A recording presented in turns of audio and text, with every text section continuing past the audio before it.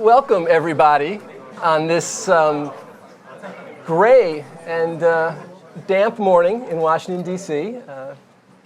Pleased to be here with Tom Fanning. And Tom is clearly a fascinating guy, because to get this kind of turnout on a day like this is pretty remarkable. I've already heard the rumor that people thought they were going to get a free thing to our Christmas party if they showed up. Well, that's what I heard. I don't know whether it's true or the not. shrimp and grits there are worth the wait. But so what I really want to try to do over the next 45 minutes or so is talk a little bit about your commitments and aspirations, and also about the DNA of the Southern Company, because I think it's actually pretty fascinating. There are two competing narratives, which I'd kind of like to lay out for you as just kind of the entry point into the discussion. And you can be sure that as the Bipartisan Policy Center, we delight in competing narratives. So when I ask people, as I did a little bit over the last weekend, what do you think of when you hear the word Southern Company? The first word was coal. The second word was also coal. And there was a... You're hanging around the wrong group of people. Well, I got two narratives. But there was a narrative of a conservative company, consistent to change. People weren't quite saying you're clinging to guns and religion, but there was this kind of elitist, Northeastern patronization that I'm sure you've heard before. So really kind of a notion of kind of an Andy Griffith company, kind of hanging out in the Mayberry of the past. But then there was another narrative. People who are aware of what you are doing with Vogel and Kemper, who see Southern as a swashbuckling, risk-taking organization, making essentially billion-dollar bets on a low-carbon economy, leading with SO prizes and drones and hydrogen, and really at the forefront of the entire power sector. So my initial unfair question is, dinosaur or time traveler? As with any kind of rumor on the right or the left, the truth is somewhere in the middle, and there's probably elements of truth in both of them. I love the first one, the informed. It's actually the uninformed elite would be the first people, so when I got this job, I developed one of my little phrases. I always believe in leading by principle. And one of the principles was honor the past but build for the future. Before I got this job, we were really centered on coal. 70% of our energy came from coal. Now that number is down to about, we think this year, around 32%, and heading south by the time 2020 rolls around, Clean Power Plan, a variety of other things. We think that number is going to be in the 20s and perhaps the low 20s. We have made an enormous shift to natural gas. Before I had this job, we were 16% of our energy came from natural gas. Now we think we're going to be somewhere, I don't know this year, maybe 48%. And once 2020 rolls around, we'll be in the 50s. We're leading the renaissance of nuclear in America, building, I think, will be known later, kind of in retrospect, as the most successful modern industrial mega project in our history with Plant Vogtle 3 and 4. And I think it's important not only for Southern Company, for Georgia Power, for the Southeast, for America, it's for the world, for us to sustain the effort to get nuclear back on track. The other thing that's just so much fun, you've heard all this kind of disruptive discussion about renewables and everything else. And you heard all this argument about renewable portfolio standards, which I don't believe in. Do you know last year, Georgia Power Company was named by the solar industry as the investor-owned utility of the year. And we don't have a mandate to do solar. And yet they're one of the leaders in solar in America. There are so many things here that when you think about a commitment as President Obama, and I had a good exchange with him at the Business Roundtable here recently. Of all the above, there's one company in America doing all the above, and it's us. Everybody else talks. What Southern Company believes in is not rhetoric, but action. And we're actually doing it. We're the only company committed in America today with proprietary, robust research and development. Now, everybody else in our industry in America goes through something called EPRI. And we love EPRI, Electric Power Research Institute. In fact, the former CEO of EPRI is on my board, Dr. Steven Specker, one of the great guys in America. So we love EPRI. We're the biggest funder of EPRI. Love EPRI, don't get me wrong. But in my opinion, it's not enough. When you have, EPRI becomes it's something like a research and development co-op, right? Everybody contributes and everybody tries to produce research and development, and that's good. But real innovation needs to be edgy. And so we have committed to retain a proprietary, robust capability. And there's so much cool stuff coming out of that right now. When you think about, I don't mean to go off on my riff. I got a few. No, I was setting you up. That was intentional. When you think about the challenges facing America, energy security, I co-authored with Dave Cody of Honeywell the effort coming out of the Business Roundtable again, this notion of North American energy security. I really became imbued with the spirit of energy security breeds national security breeds economic security.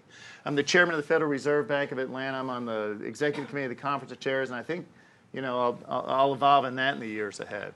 When I think about the confluence of energy for America, especially innovation in energy, where that's going to go, and it's linked to the economy. Energy is the one place for all the challenges, we can talk about these challenges, around the world, malaise in Europe, event risk in Russia and the Middle East, lack of transparency in China, and a variety of other things. Holy smokes. For all those challenges, I'd rather have our cards. The energy industry in America, led by electricity, is the unassailable advantage we have in the world to play offense against all these challenges. And for one of the things I worry about being in the seat here in Washington, and that's why I think the work you do is so important. You know, for many reasons, I think a lot of people in America are starting to lose faith in institutions and the people that run them. We're becoming, too separate, and we need to bring people together. That's why the work you do, Jason, is so important. I think energy is one of those areas where, for all of our differences, people can come together. And we can reject this idea of a new normal and slow economic growth and this idea that somehow unemployment's okay with all the people leaving or being underemployed or everything else. We can do better. We can grow jobs, grow personal incomes, and make American lives better. I'm proud to say that energy is right in the middle of that. All right, so we're in it now. Thank you. We build this as a conversation about innovation, and I think I want to spend a little time there. So, what does it mean to you to have an innovative culture, and how important is culture to innovation? It's enormous. In fact, let me back up before we get, well, an element of culture is diversity. I'm passionate about diversity in the workforce. And why are you for diversity, right? Is diversity about having enough women, and is it about having enough people of color? Is that what diversity is all about? Not really. That's the way we can kind of see it. It's obvious, African-American guy, or you're a female, or I'm a man. Those are obvious things. That's not what we're after, okay? When you think about the determinants of diversity, they go to things that are so complex. I remember I had a meeting of the women leaders in Southern Company. I looked around the table, and they were so different. There was nothing about them except that they were all women, right? The elements of diversity go to things like sexual orientation and religion and age and national origin, and you can just keep going, right? The things that are so invisible to us. But what are we really after? What are the fruits of diversity? They really go to the notion of broadening your bandwidth as a culture.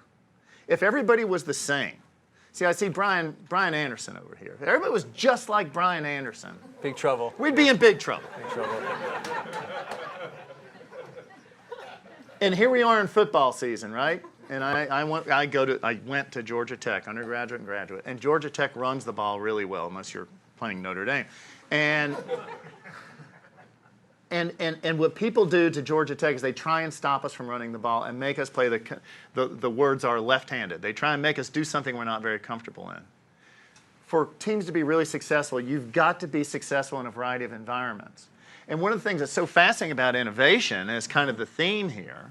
We know that the variance of future outcomes is probably bigger today than it was 10 years ago.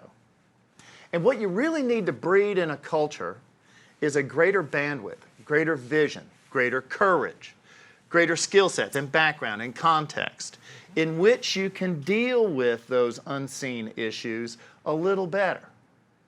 And so there is an enormous cultural aspect to developing culture from an innovation standpoint. And I start with celebrating diversity and everything diversity can bring to you, okay? Let me give you one more kind of cool thing here.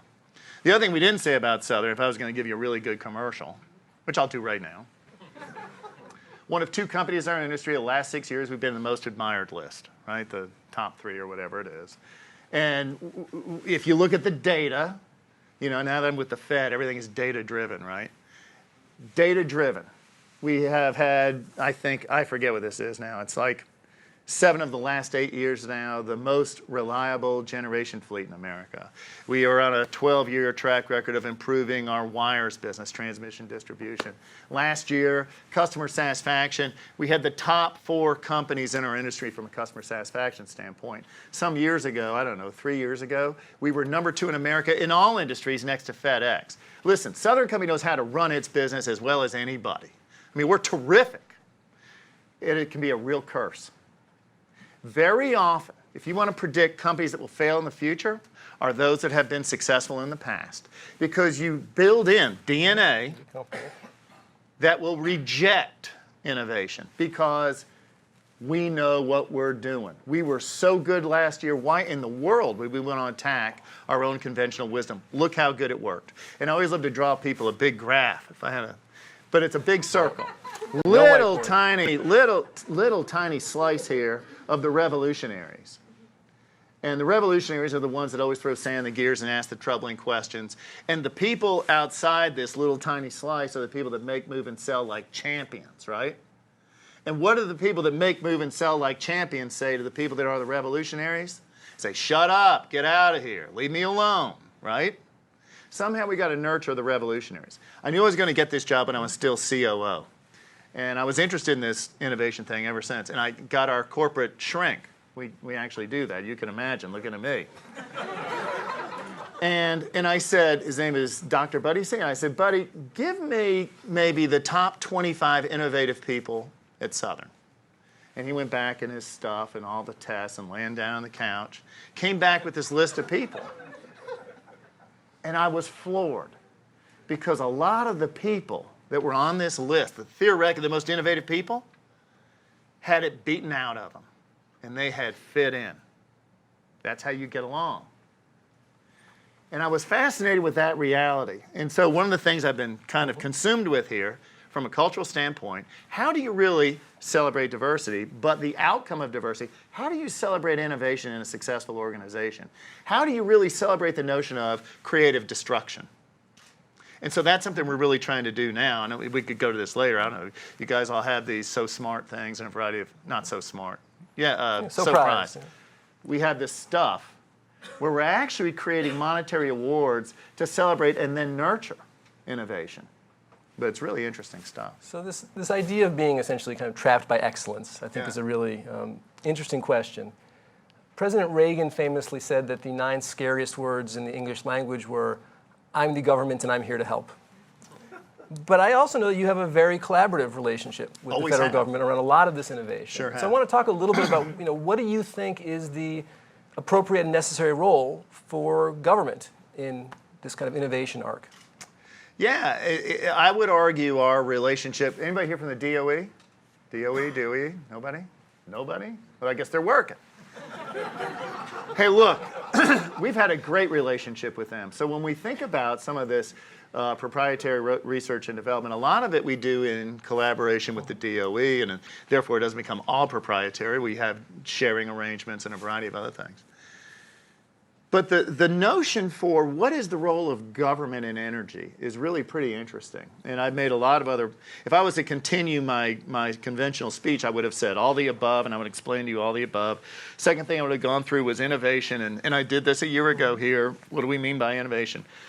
Third would have been kind of remaking, impacting kind of the national commitment to financial integrity, whether it's in the policymaking realm or whether it's getting our balance sheet in order or whether it's kind of the mundane work but important work of tax policy. How do we create financial incentives to do things?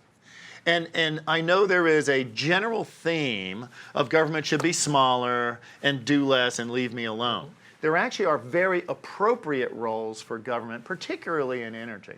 And let me just give you the simple one, and then we can move on here however you want to go. But DOE particularly does a darn good job through the national labs. Could they be better? Yeah, but they do a darn good job, especially under Ernie Moniz. I think he's one of the best energy secretaries in recent history. Really smart guy, tough guy, does a good job of organizing how do we sprinkle kind of that magic fairy dust on the ideation around innovations that need to occur. I would argue one needs to be in batteries. I love the best idea in batteries right now is lithium ion. I get that. But there needs to be a material science innovation to make us better there in the future. And we work collaboratively with them forever. We jointly run with them the National Carbon Capture Research Center. There's one of those in America. It's in Wilsonville, Alabama. And let industry, so let them do all the bench stuff and the really deep research, and let industry do the commercialization. How do we take the ideas that survive? In fact, what we always say about our research and development effort, it isn't really to create ideas, it's break them. Give us your ideas and let us see if we can break them. And if we can't break them, they probably have commercial promise. And let us scale them up. So lots of cool So if well-designed, would you argue that government should invest more than it currently does in the kind of upstream innovation? Yeah, I would think so. If you look at, I always love to use the corporate model on government a lot of times. That drives a lot of people crazy. Like we have way too much overhead in government, right? As a CEO, you want to eliminate non-productive cost. Well, we have a lot of that in government, right? I think we'd all agree with that. But we could redeploy. And I think R&D, particularly in the energy area, but there's areas where we can really leverage, I think, small amounts of money into big results. So earlier you said you essentially kind of love solar but don't love the RPS. That's right. What do you think on balance the Clean Power Plan does for innovation? Do you think it encourages, doesn't affect, discourages? And then not just for Southern, for the industry writ large. Without speaking to the Clean Power Plan particularly, let me give you my brief kind of editorial on that. And I've been very much public about this. I guest host Squawk Box a lot, and I don't know if you've ever seen that, but Joe Kernan and I get into this a lot, and I've given my own speeches. But here's the deal. And I know some people are frustrated with a frozen Congress and a frozen government broadly. The most appropriate lens to balance the right outcomes for energy policy really must take into account the issues of clean, safe, reliable, and affordable delivery of this important outcome to the economy and to the citizens, the families we are privileged to serve. And when you think about it, and I love to use our demographics. Before now, we've just announced an acquisition, a merger of AGL Resources with us. But laying them aside, if I look at just Southern Classic, fully 46% of the families that we are privileged to serve make less than $40,000 a year. And if you know anybody like that, probably not in this room, I'm just going to guess. But they make tough kitchen table economic decisions every day. Energy budget is relatively fixed with those people. They want the lights on, they want to be cool in the summer and warm in the winter. And they make a lot of other tough decisions around that, okay? It is incumbent upon us to make those same tough decisions as a nation, as a company, in creating good policy. Here's my problem with the Clean Power Plan. Before that, MATS, and now we have effluent standards, and we have... EPA is a wonderful organization. The Clean Air Act was a great piece of legislation. Listen, we've done lots of good work. But in setting policy focused on clean, we ignore or give short shrift to safe, reliable, and affordable. And what we need to do is work with Congress and the administration to create good policy with people that are accountable to the electorate to put the right stuff in place to create the best outcomes. Now let me answer your direct question. You said, does the Clean Power Plan cause us to innovate? Absolutely. Any requirement on industry will cause us to react in certain ways. And one of the things we're trying to do at Southern, another phrase we use is skate to where the puck will be. Remember Wayne Gretzky said that. And that was really part of the impetus behind the AGL Resources transaction with us. It's really think about nuclear, 21st century coal, natural gas, renewables, energy efficiency. What are the dominant solutions in the future? And how do we make the right bets, not for today, but for 10 and 30 years from now? And so any requirement, be it a regulatory kind of issue or a legislative issue, which is where I'd rather get this stuff done, where we can balance it all, will cause us to innovate. And the innovations can be at a micro level. How can we improve battery science? Or they can be at a macro level. How can I improve the makeup of the portfolio of energy delivery, whether it's big central station storage, big central station generation, or even distributed generation through a solar panel on your rooftop? How can we make all that work to the benefit of the families we serve? That's what we're about. These are not quarter-to-quarter bets. These are decade-long bets. So that's where I want to go next, and I'm going to open this up for questions in a few minutes. My simplistic view on climate change is that there are currently 3 known technologies that have the capacity to really bend the curve. There's advanced nuclear, there's zero carbon coal, and there's batteries, which enable renewables to be a much bigger part of the portfolio. If none of those work... Wait a minute, excuse me. Don't say battery, say storage. Storage, better. No, that's important. It's important. It is. If none of those work, very hard to imagine how we bring prosperity to 5 billion people and hit these targets. You are in deep on at least 2 of the 3 and engaged in storage. We're engaged in storage in probably the most significant way in America. So talk about, what's so new about new nuclear? And what do you think that project means for the future of that technology? So America is reasonably nascent in this, and one of my Toshiba friends is here. We love the technology that is the AP1000 is put forth by Westinghouse, owned by Toshiba. And we were talking about this earlier. Simply put, here we go. Look at this. You don't get this with every presentation. What you get, if you think about Fukushima, and in fact, we can complain about government and everything else. I remember when Fukushima happened, they had the earthquake, remember? And I called the board together on a phone call, and while all that was kind of unfolding, we had the devastating tsunami hit, right? And nobody knew what all that meant. That was on a Friday morning on March the 12th, I think. And I was going over to Europe to visit with investors. We're one of the most widely held internationally of all the electric utilities.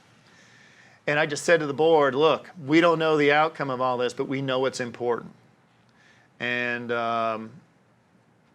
we worked like dogs. I got into the Hyde Park Hilton about noon on Saturday. One of my big investors saw me in the lobby, and he said, your stock's going to trade off 10% on Monday because you guys are pursuing new nuclear, and here's Fukushima. And we worked like crazy. When you think about the value of a Washington office, there's a lot of our folks here. When you think about the value of just being able to have a conversation with somebody with credibility, then all of a sudden we got everybody to stop, take a breath, and kind of say, okay, wait a minute, let's be thoughtful. The administration under President Obama was incredibly supportive. Congress, both in the House and the Senate, were incredibly supportive. In the state of Georgia, the governor, the General Assembly, the state public service commission, incredibly supportive. And believe it or not, our customers, oh, by the way, customer satisfaction matters. You develop credibility. They were supportive. And here's the deal. The technology that we are deploying with the Westinghouse AP1000 is the next generation. It is the innovation in nuclear technology as opposed to the technology that existed around Fukushima. In fact, because the technology would have obviated a lot of the problems. The water that couldn't get to where it needed to be because of the power outages and the loss of external power in Fukushima really sits right above the reactor. Okay? And in the event of a problem, you blow these things called squib valves. It's a mechanical operation, and boom, all the water goes into the reactor, and you would have been able to shut the emergency issues down. Okay? 70% less valves, pumps, and pipes. It's an incredibly simple, elegant, and innovative solution to how to run nuclear safely. America needs that. We're doing that at Plant Vogtle.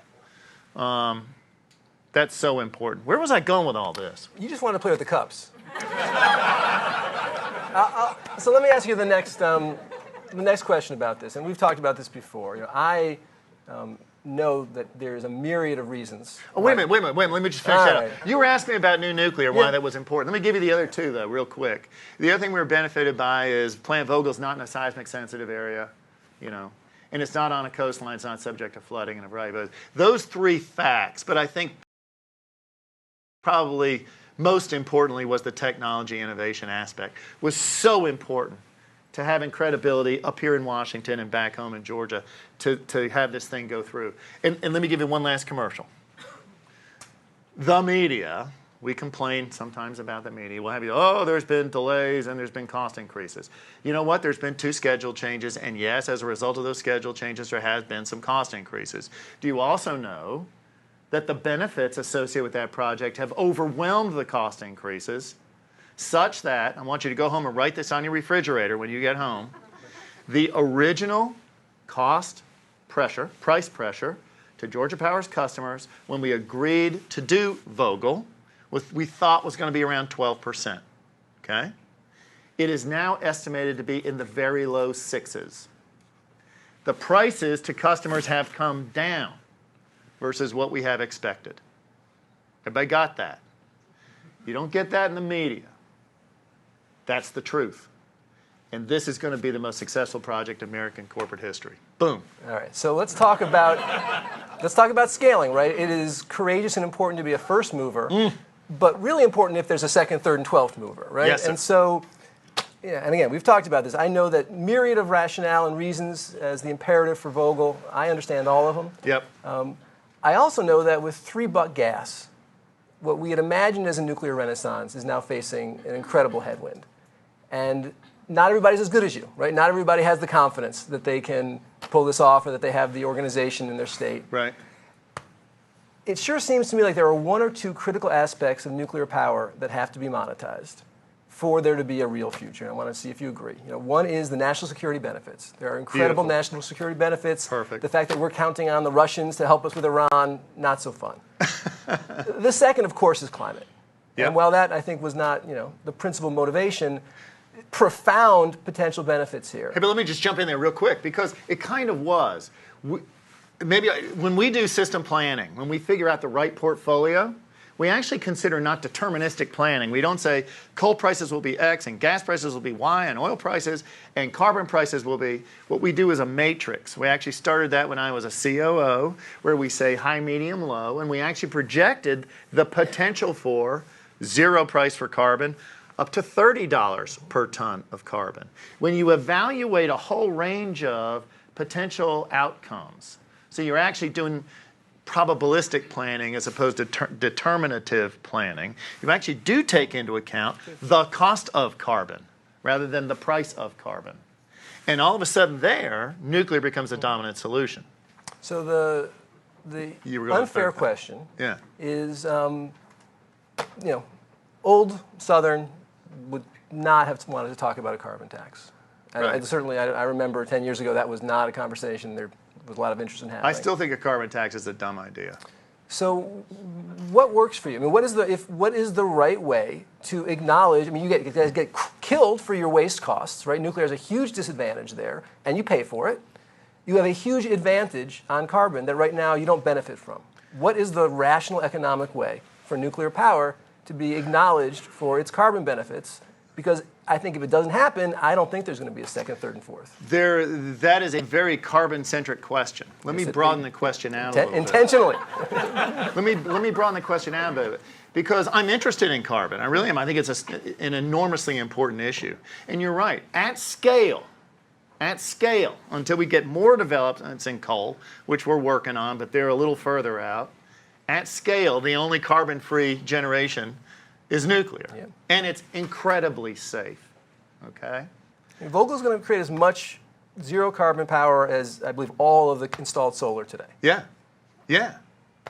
Big deal. See, to me, when you go through this kind of planning process I just went through, what you develop is not an argument about nuclear versus gas. Oh, by the way, the energy coming out of Vogtle is going to be about, on the gas equivalent, about $1 per million BTU. So it's always going to run against gas. And remember, the capacity factor of nuclear is such that it basically wants to run 100% of the time now. It'll be 98 or 95 or whatever the right answer is. Gas won't do that. Gas will kind of go up and down. Combined cycles be between 50 and 70% of the time. So what you need is the right portfolio. It's not an argument of either or. This is an argument classically of all the arrows in the quiver. How do I make the best portfolio work? You guys all own stock, right? You all own Southern, right? No, just kidding. But you all own stock. If you do, you probably own a variety of stocks. You don't put all your eggs in one basket. The argument isn't, oh, I should have all solar, or I should have all energy efficiency, or, oh, renewables and energy efficiency. What does the future look like? Romantic dinners, because you won't have enough energy. In the meantime, what you need is a portfolio of generation that will be able to, in a clean, safe, reliable, and affordable way, deliver the most growing part of our energy complex, and that is electricity. Since 1995, something like 80% of all growth in energy consumption has been, why? Electricity. Why? All these goofy, I gave my device away, I think, but all these goofy devices we got, right? Anybody here watch Netflix? Watch movies? Yeah? Seeing a bunch of nods? Okay. If you watch a movie a week, from an energy consumption standpoint, when you consider lighting up all the servers that go behind Netflix's ability to deliver that to you, it's like the equivalent of buying a new refrigerator every year. How about that? Is more energy consumption good? Let's go back to the families that we're privileged to serve that make $40,000 a year. If we can find a way, I'm making the energy efficiency argument, if I can find a way to deliver to them a more efficient product that is in fact cheaper, do you think they're going to use less or more? What they want is their life to get better. They want to live in a better place. They want for their children better food on the table, better education, better medical care. That will presume they're going to use more energy.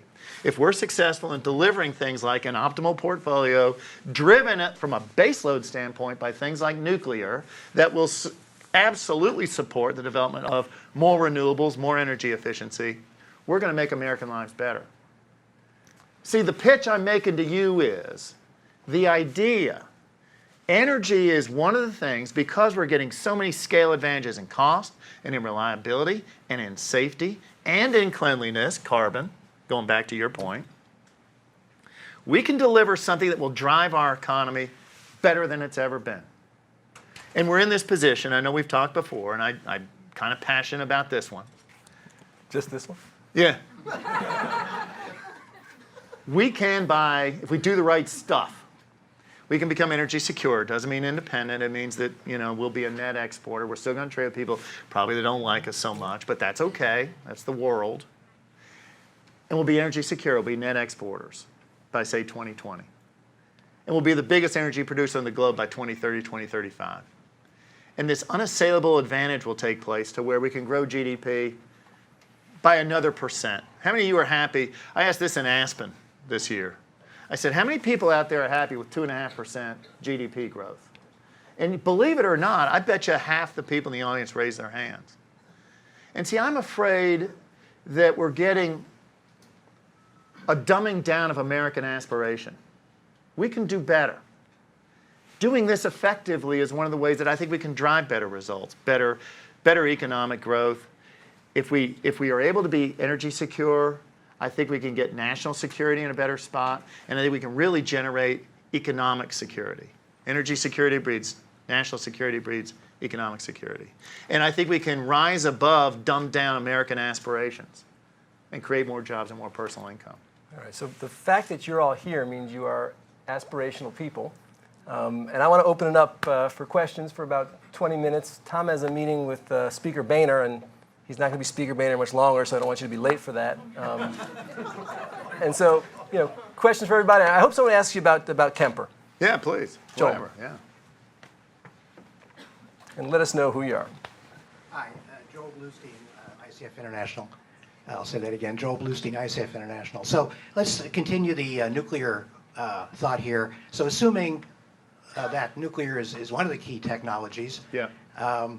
and putting aside political and kind of public perception issues, Southern is unique in many ways. I think in this perspective, it's not unique but unusual that it's still an integrated utility. You bet. And it has a huge amount of expertise. And one of the concerns about nuclear is we learned in the not so recent past that not every company has the capacity to operate a nuclear plant. Operate well or and commit to build. yeah, Yes. but even once built, a lot of companies got out of it because it turned out they didn't have the expertise. And the other one is that, in the merchant parts of the country, merchant generation, at $3 gas, they don't have the ability to commit. So how do you get to the third, fifth, 12th plant You bet. for the rest of the country? Terrific, absolute, right on point kind of question. There's three kind of companies that should build or operate nuclear. One is they better have scale because these are big deals, right? Vogtle, I think right now, including capital costs, a variety of other things, is around $15 billion. So it's a big deal. Second is you got to have absolutely the highest level of financial integrity. Vogtle's going to take, I don't know, 10 or 12 years from beginning of kind of permitting until conclusion. We know that the world's financial markets have all sorts of volatility in them. So you've got to have the kind of staying power. Once you begin, you can't stop. You better have the staying power to kind of ride through the vagaries of the world's financial markets. And the third, as you point out so rightfully, is you better have credibility. You better know what you're doing. This is not a business for startups or, kind of neophytes, okay? The fourth thing, which you also alluded to, but I just want to highlight, I want to underline what you've said. There was an experiment in the United States energy markets, really promulgated by a guy named Pat Wood and FERC, where they went to merchant markets for roughly half the United States, round numbers. We're in an integrated, regulated market. We have the kind of regulatory environment that supports the kind of long-term, high capital cost, big bets. In merchant markets, you do not have any price signal that will support that kind of investment. And that's a shame. In fact, one of my great friends in the industry, Chris Crane, who runs Exelon, Chris is a very bright guy. They run one of the best nuclear fleets in America. And they're faced with all sorts of turbulence around short-term market problems driving potentially bad long-term decisions. But it's absolutely the right short-term decision because of what the market's telling them about his nuclear fleet. It is absolutely in America's interest to preserve those nuclear plants. How do we bridge the short-term issue to the long-term benefit? So it's really important. So here's my answer to you. Follow kind of the logic of scale, financial integrity, and then credibility of operations. Those are the companies that should take nuclear forward. Also look for those companies in the markets that are integrated and regulated.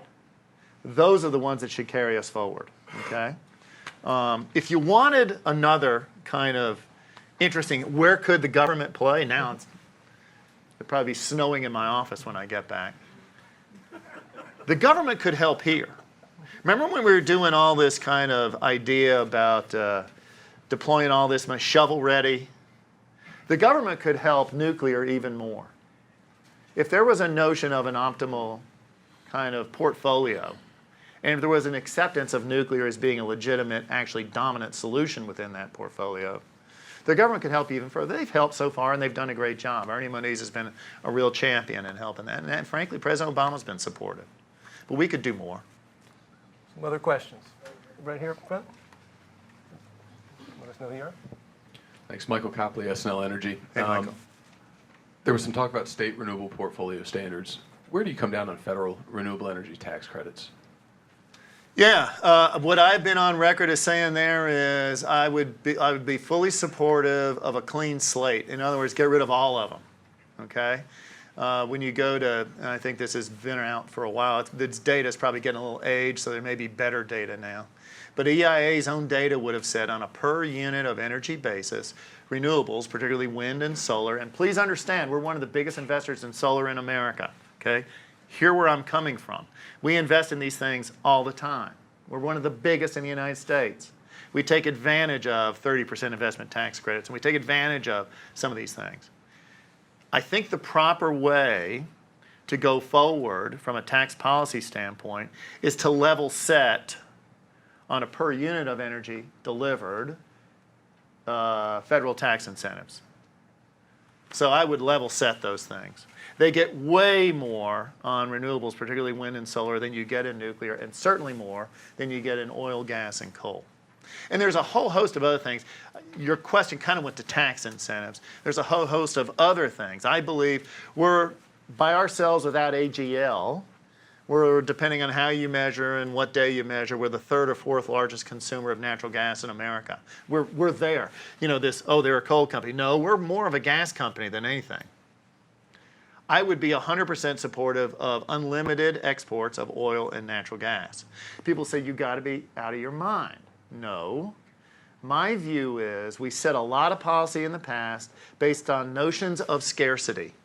And through technology revolutions, more now to the innovation argument, we now find America in the position of abundance. We know that fossil fuels are probably a bridge in the nation's current and future energy portfolio. Let's take advantage of the bridge and the international appetite for those fuels and allow companies to sell those products where the markets are the best. May that cause short-term perturbations? Perhaps. The long-term benefits outweigh the short-term costs. So a perfect segue to our friend Dave McCurdy with the American Gas Association. Big Dave. Well, you've been talking about big deals, and you're talking about diversifying, have a broad portfolio. And a lot of it's obviously been about power generation, electric generation, but you've made a big bet, big acquisition here with AGL. Would you care to explain a little bit more how you see the future of gas and why this merger? Who are you associated with? No, I'm just kidding.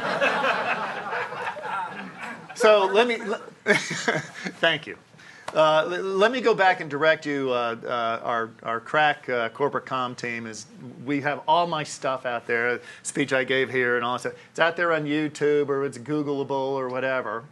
One of the things I did kind of early on was have a weekend interview in the Weekend Wall Street Journal, and they wrote a very good article. It was very well done, except the headline said, "The Natural Gas Skeptic." Okay, I'm no more a natural gas skeptic than I am a skeptic of anything else. Perhaps I'm skeptical of everything. Okay, what I have said for a long time is that there are 5 things. If it is irrefutable that America should move to natural gas. There are 5 things America needs to do along the way to make sure that we have the best energy policy possible, assuming we're going to make this move to gas, okay? Those 5 things reasonably quickly are, we need to come to grips with all the environmental issues around fracking. I think we're getting there pretty quickly. Number 2 is we need to build out infrastructure. A lot of the non-conventional gas is not where the conventional gas was, and therefore the infrastructure needs to be developed to move the gas from where it is to where it needs to be. Third is we need to understand kind of the long-term implications of demand curve shifts, right? We need to understand the notion of what's going to happen if so much of the United States now moves to natural gas. How do we think about what's going to happen to price and volatility? What if we move in a transportation sector to natural gas, which we should do? What if we move to natural gas from just a retail consumption standpoint, which we're doing, What's going to happen to the demand curve shift? Okay? What happens to price and volatility? We also need to manage that volatility. We need more developed products. Our nation's hedging products in the financial sector aren't what they need to be. And then the last thing was really exporting. I think we should be absolutely for exporting. Now, skate to where the puck will be. So Southern Company is one of the most important consumers of natural gas because we've moved away from coal to natural gas. Okay? People are coming to us all the time talking to us about interesting opportunities in infrastructure, particularly pipelines, to serve our fleet of the future. Okay? I am always interested in talking to people that are smarter than me. And I've told this story now a few times, but the CEO of AGL Resources is a guy named John Somerhalder, an old pipeline guy. Went out to dinner with him just to ask his advice. You know, here's kind of where we are, and you have a great background. And that's how the conversation got started with AGL. Skate to where the puck will be. The obvious opportunity that came before John and I was the notion that we need to develop infrastructure. And while the LDC industry in America is very rightfully concerned with a lot of growth, but also safety-related pipeline replacement programs, that provides an avenue of growth. The second avenue of growth is a platform to leverage further the idea of moving gas from these unconventional fields to what we're going to need. That combination is really important to us from a strategic standpoint. Thinking about gas infrastructure as an important part of Southern Company's infrastructure was just compelling to me. And the other thing I just want to say, and I love the way you said this right away. I don't think I said this again. DNA. Southern Company is very proud of our DNA. That's culture. You know, we're really, while we have moved from coal, that probably was our DNA, to gas, we're trying to build new, we're kind of thin there. We need more. Adding the culture and the capability and the background and the skill and expertise of AGL to Southern is really important to us from a cultural standpoint, institutional knowledge standpoint, in thinking about the future. So that's kind of how we got there. We've got time for one more question. We'll go in the far back. Maybe two.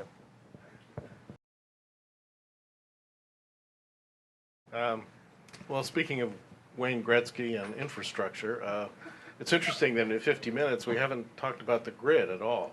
And could you characterize, from your point of view, the forces shaping the future of the grid and what you all are doing about it, innovation-wise? Yeah, so you know what? We were doing smart grid before it was sexy to be smart grid. We spend about $1 billion a year on kind of transmission and distribution at Southern Company. One of my jobs in the past was CIO. I got to do the joke. You guys know what CIO stands for, right? You know, most everybody says, "Oh, well, that's Chief Information Officer." The real truth is, it stands for career is over.